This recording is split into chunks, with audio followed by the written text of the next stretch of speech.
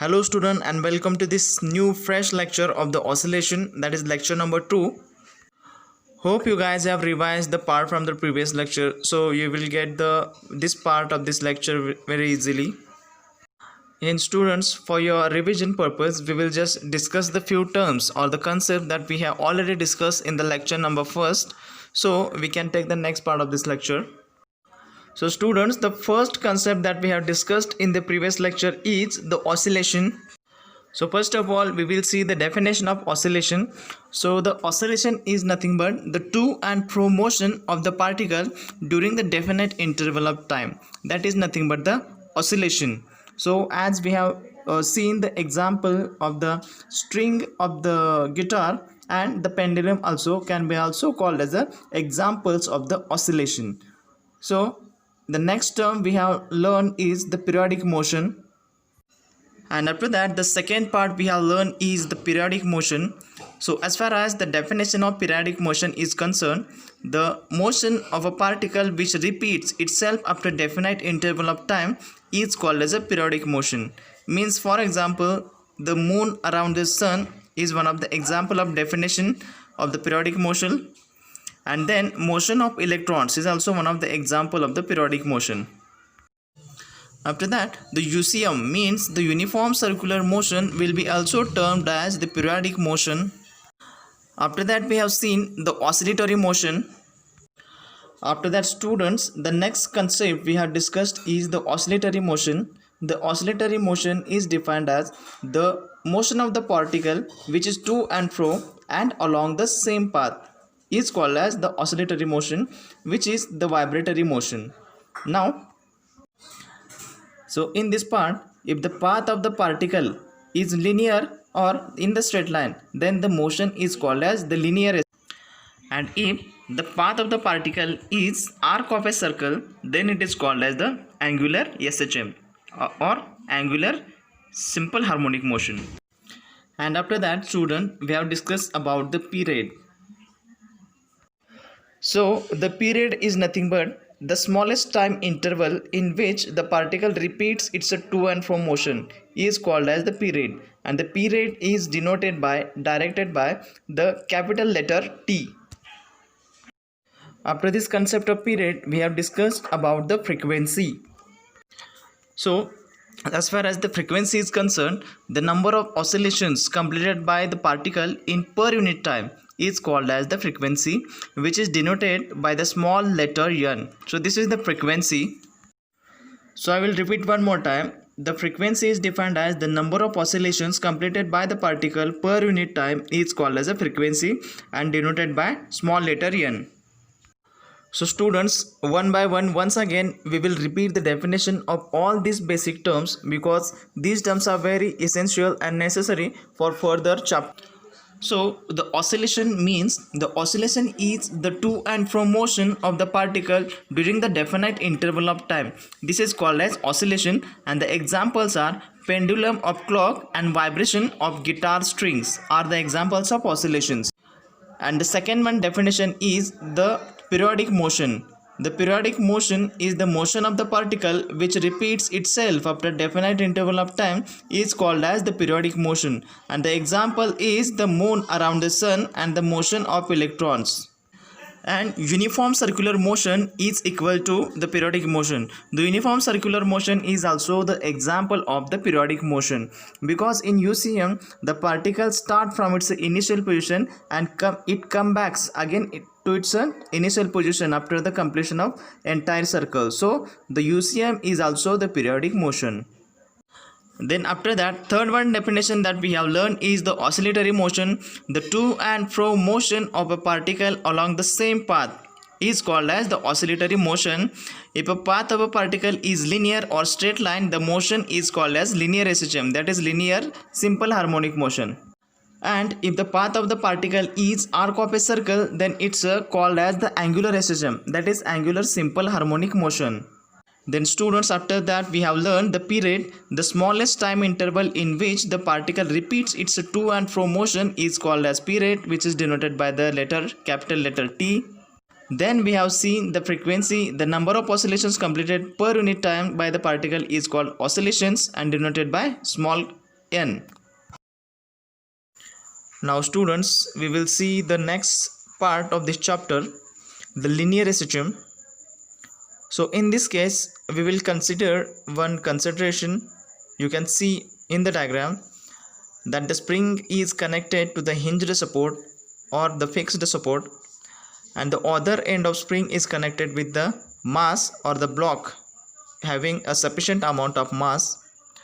So we will consider few cases in which when the block will be at the extreme position, at the rightmost extreme position, and when the block will be at the middlemost extreme position, and when the block will be closer to the rigid support or it will be in contracted position. So these all three cases we have to learn to understand the linear SHM, that is the linear simple harmonic motion. So students, first of all, it is necessary to understand the diagram. They have given three cases in which in the first case they have given the stretched position of the spring with the help of the block by stretching it toward the right. And in the second condition, that is relaxed condition, in which there is no further movement of the block, neither toward the left nor toward the right. It will be at the relaxed position, means there will not be any kind of tension over the spring and the mass will be not stretched condition.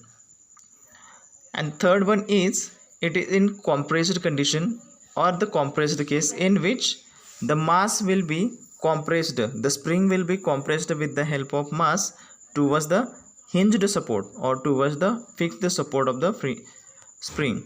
So these three cases we have to learn with the help of a diagram, and we will derive the equation for the linear SHM. So students, we will see the first case, that is in the stretched case.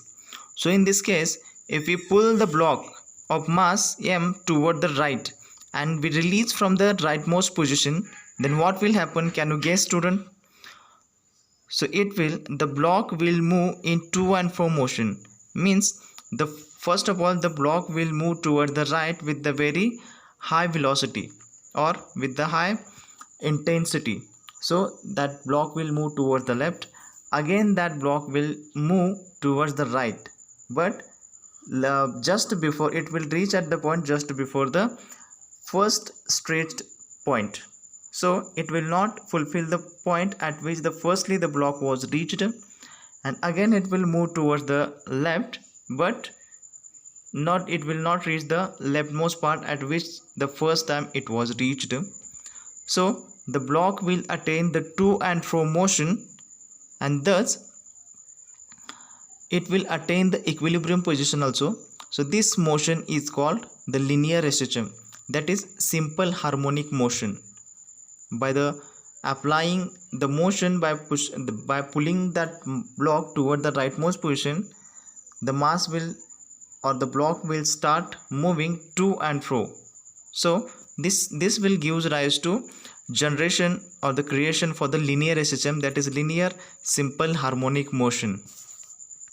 Means at the equilibrium position we have stretched that block with the length of x, means x is the length to which the block has been pulled from its equilibrium position, and we have just left to move to and fro and to form the linear SHM, that is linear simple harmonic motion. And x, that the x which is indicated at the left of the side, so it indicated the x is the distance of block when the spring has get compressed and it is from the equilibrium position of that block. Now we will consider the second case, that is mass at relaxed position. Means mass is at equilibrium position where spring exert no force on block. Means when the block will at the relaxed condition or at the relaxed point, so there will not be any force over the block will be free of force at this point. If spring is stretched toward the right, the force will be applied by the spring, that is the restoring force, and the force will be proportional to the displacement, but the direction is opposite than that of the displacement. Means how much length, with how much displacement you have formed of that block from its equilibrium position, to that in that proportional the force will be applied. And if x is the displacement and the F is the restoring force that is applied on that spring, then the force is given by minus k into x. K is nothing but the spring constant, and F is the force which is applied on that block. K is the spring constant and x is the displacement of that block from its equilibrium position. So the negative sign shows that the force and the displacement depends upon the elasticity, so and in opposite direction, means it is force and the displacement are exactly in opposite direction, thus the negative sign indicates to the minus ks. Thus the F is equal to minus k into x. Now the last one case is the compressed case, in which if a force is applied on the block from the right to left, means we are going to compress that spring with the help of applying the force over that block, then the spring will get compressed from its equilibrium position, means the x will be the displacement of that block from the equilibrium position toward the hinged part, means toward the left. But now here in this case, the spring will also apply the force on the block, pushes the block towards the right, means the spring will also try to push the block towards the right. Thus the magnitude of force is in proportional to the displacement from the mean position. So the magnitude will be also in proportional of displacement of that block from its mean position, which will be again equal to F is equal to minus k into x. So but when the block is released from the rightmost position, the restoring force exerted by the spring accelerate is toward the equilibrium position is given by A is equal to F upon K. So we know the value of F, we can given it as K minus K by M into X. So students, you may having confusion about this equation that we have derived right now. So I will explain one more time, that we know that the restoring force of this block when it has been compressed is given by F is equal to minus K into X. This is the first equation you can consider. Now we know that what is the Newton's second law? Newton's second law is force is equal to mass into acceleration. So both forces are looking like a similar. So we will equate equation 1 and 2, that is ma will be equal to minus k into x. So from this we can calculate the value of a, which will be minus k upon m into x. So this is the conclusion we have found right now. So as the block will try to come at release the rightmost position, the force and the acceleration will zero. Thus the displacement from the rightmost position decreases, hence that the distance from the released position decreases. Therefore it will goes on decreasing. The speed of to and fro motion of the block will also get reduced to every linear simple harmonic motion, means to every LSHM. So students, these are the three cases that we have discussed in this video. So we will conclude the definition of linear simple harmonic motion, that is LSHM.